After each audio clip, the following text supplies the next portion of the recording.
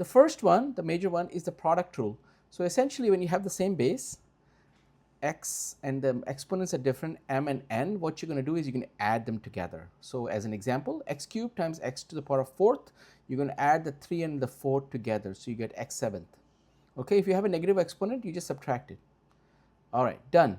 Next is the quotient rule. So when you have the same base, x to the m divided by x to the n, what we're going to do is we're going to bring this to the numerator and make it negative. So it becomes, if we're going to subtract them, so x m minus n.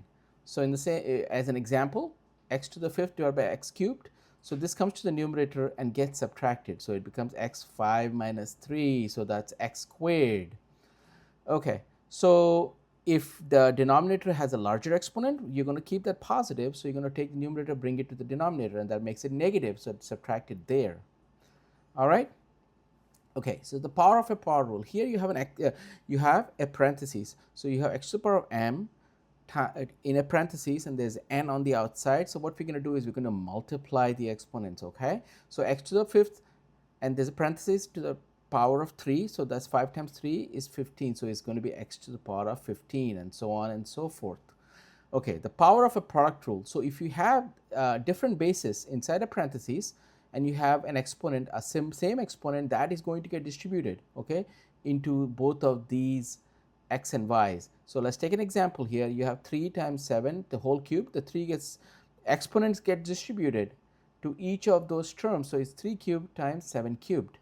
All right, very good. So power of quotient, same as before, except this is a division now. So what we're going to do, we have a different basis, but we have the same exponents that's going to get distributed into the x and into the y. Let's take an example, x divided by y to the power of 4. So the 4 gets distributed to the x and to the y. So x fourth divided by y fourth. The zero power rule is anything to the power of 0 is 1. So z to the power of 0 is 1. 10,000 to the power of 0 is 1. Okay, so negative exponent. When you have a negative exponent, as we discussed before, we're going to take that and send it to the denominator. So x to the minus 1 becomes 1 over x to the mth. X to the power of minus 2 becomes 1 divided by x to the power of 2. And finally, fractional exponents, we have x m by n. So remember, the denominator always becomes the index of the radical. Okay, so the n here is the index of the radical. The m, of course, stays in the numerator right here. So let's take an example, x to the power of 2 third. So the 3 is in the denominator, goes into the index of the radical. So it's a cube root now, and the squared is in the numerator, so it becomes x squared. So x squared cube root of that. All right.